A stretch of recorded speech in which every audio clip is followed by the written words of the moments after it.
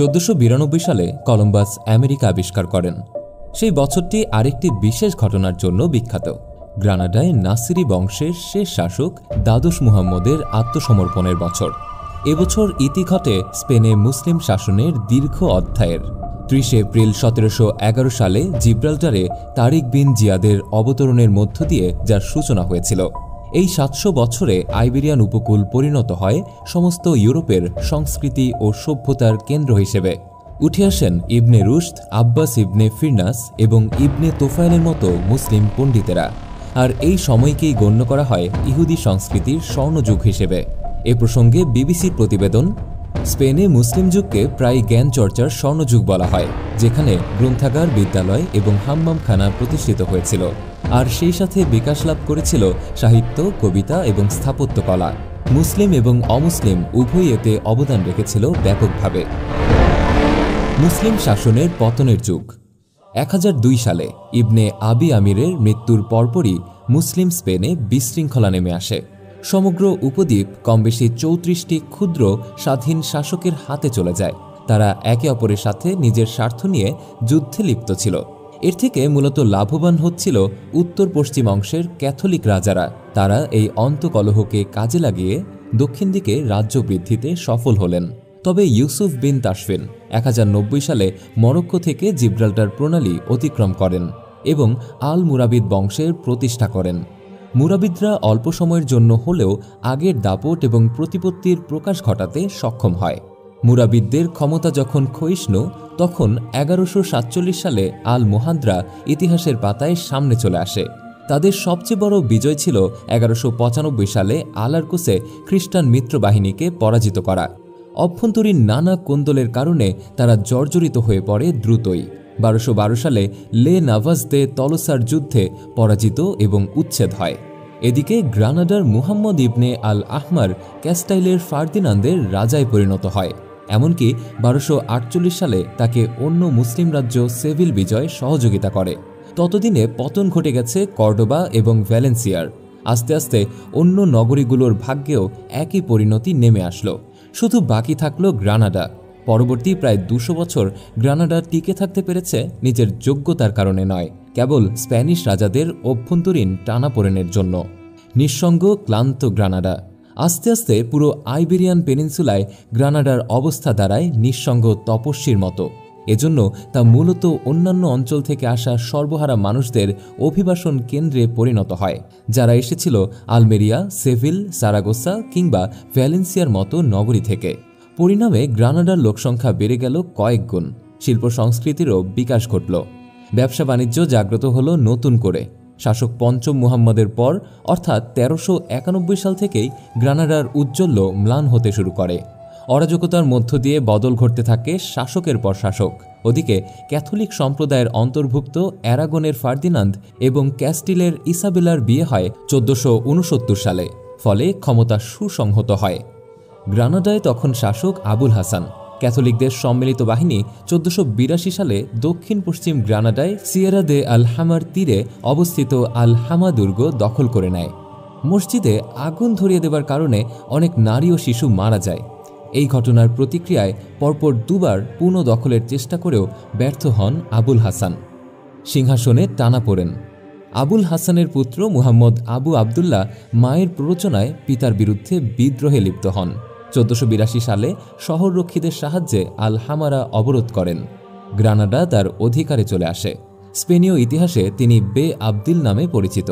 1483 সালে বে আবদিল ক্যাস্টিলের অধিকারে থাকা লুসেনা আক্রমণ করে পরাজিত এবং বন্দী হন। শূন্য সিংহাসনে পুনরায় আরোহণ করেন পিতা আবুল হাসান। খুব দ্রুতই ভাই মুহাম্মদ আল জাগালের কাছে ক্ষমতা ত্যাগ করেন 1485 সালে। বন্দী বে আবদিলকে ফার্দিনান্দ ও ইসাবেলা ক্ষয়িষ্ণু মুসলিম রাজ্যের বিরুদ্ধে দাবার গুটি হিসেবে ব্যবহার করতে থাকেন। ক্যাস্টিলের সৈন্যবাহিনী নিয়ে তিনি চাচার সাথে সংঘর্ষে লিপ্ত হন এবং 1486 সালে রাজধানীর কিছু অংশ দখলও করেন। গ্রানাডায় দুই সুলতানের আধিপত্যের দ্বন্দ্ব সুযোগ এনে দিল ফার্দিনান্দ ও ইসাবেলাকে। তারা আলোরা, কাসার, বনিলা, রোন্ডা ও অন্যান্য শহরগুলো অধিকার করেন। পরবর্তীতে লোজা, আলমেরিয়া এবং মালাগাও তাদের পদানত হয়। নাগরিকদের দাস হিসেবে বিক্রি করে দেওয়া হতে থাকে। প্রচণ্ড অবরোধের মুখে সহায়হীন অবস্থায় আল জাগাল 1487 সালে আত্মসমর্পণে বাধ্য হন। প্রচণ্ড দুর্দশায় তিনি তিলিমসানে গমন করে বাকি জীবন সেখানেই কাটান। তার সম্পর্কে ঐতিহাসিক লেনপুল বলেন, তিনি সর্বশেষ মূর শাসক। তিনি ছিলেন সাহসী যোদ্ধা, যথার্থ শাসক এবং খ্রিস্ট শক্তির বিরুদ্ধে অটল প্রতিদ্বন্দ্বী। যদি ভাতিজার দ্বারা বিঘ্ন না ঘটত তবে গ্রানাডা তার হাতেই থাকত গোটা জীবন। বো আবদিল উপাখ্যান। এবার পালা আসে আবু আবদুল্লাহ ওরফে বো আবদিলের। 1490 সালে ফার্দিনান্দ তাকে গ্রানাডা সমর্পণ করতে আদেশ দেন। এতদিন ধরে মিত্রতা ধরে রাখা আবু আবদুল্লাহ অস্বীকার করলেন।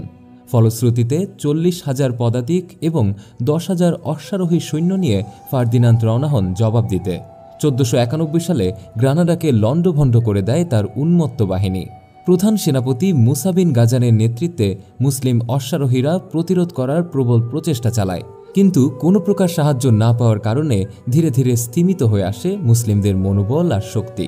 অতঃপর 2রা জুন 1492 সালে বো আবদিল আত্মসমর্পণ করেন।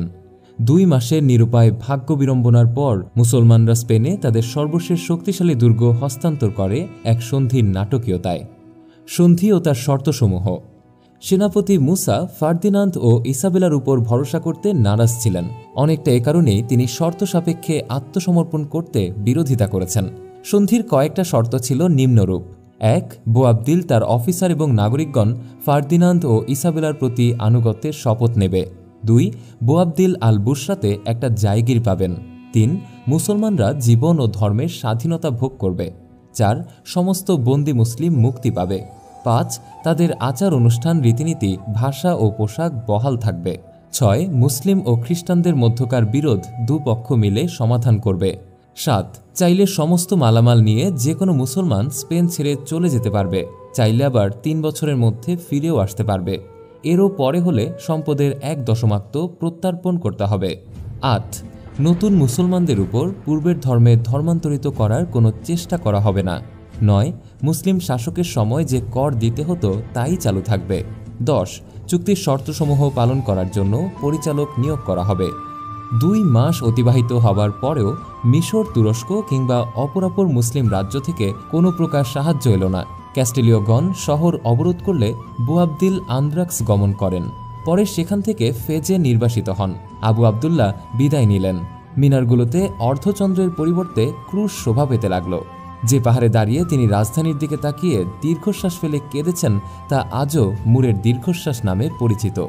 তার মা তাকে বলেছিলেন, যেহেতু পুরুষের মতো দাঁড়িয়ে রক্ষা করতে পারোনি, নারীর মতন ফুপিয়ে কাঁদো।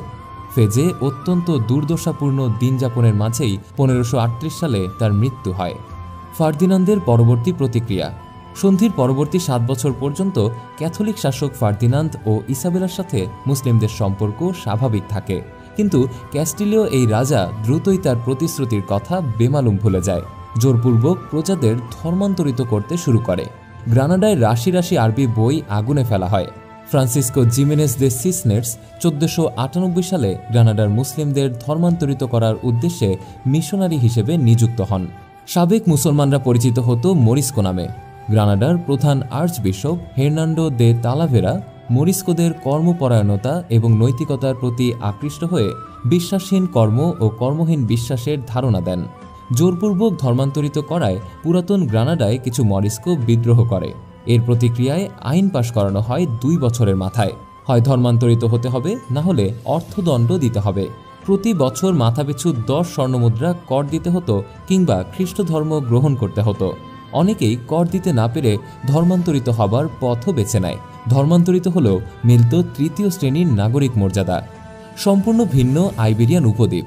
বলে রাখা ভালো, মুসলিমদের বিতাড়নের বহু আগেই ইহুদিদের সমূলে উচ্ছেদ করা হয় স্পেন থেকে। 1492 সাল থেকেই হয় ধর্মান্তর কিংবা দেশ ত্যাগের আইন জারি হয়।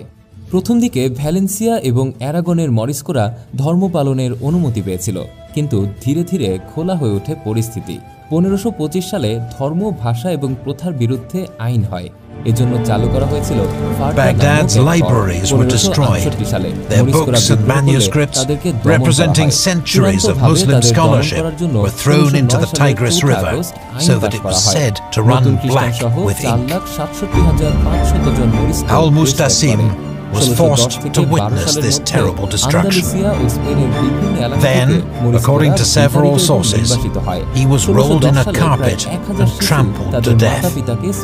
As অনেকে ফ্রান্সে আশ্রয় গ্রহণ করতে চাইলে ফ্রান্স অপারগতা দেখায়। নির্বাসিতদের মধ্যে অধিকাংশ তিউনিসিয়া ও রাবাতে এবং সামান্য অংশ তুরস্কে আশ্রয় নেয়। মধ্যযুগের ইতিহাসে এমন মর্মান্তিক ঘটনা বিরল। গঞ্জালেস ভ্যালেন্সিয়া মনে করেন, মরিস্কোদের নির্বাসনের ফলে স্পেনের কৃষিক্ষেত্র ও শিল্প কারখানাগুলো ধ্বংসপ্রাপ্ত হয়, জনপদ পরিণত হয় প্রেতপুরীতে। সত্যিকার অর্থেই একসময়ের মুসলিম খেলাফতের প্রাণকেন্দ্র থেকে নিষ্ঠুরভাবে বিতাড়িত হয় মুসলমানরাই। শিল্প ও জনসমৃদ্ধ স্পেন হারিয়ে যায় ক্যাথলিক জাত্যাভিমানের তলে, এখনও যার ধ্বংসাবশেষ বিদ্যমান। সেই আলহামারা, সেই কর্ডোবা, মুসলিম ইতিহাসের পাতায় রক্ষিত একখণ্ড দীর্ঘশ্বাস।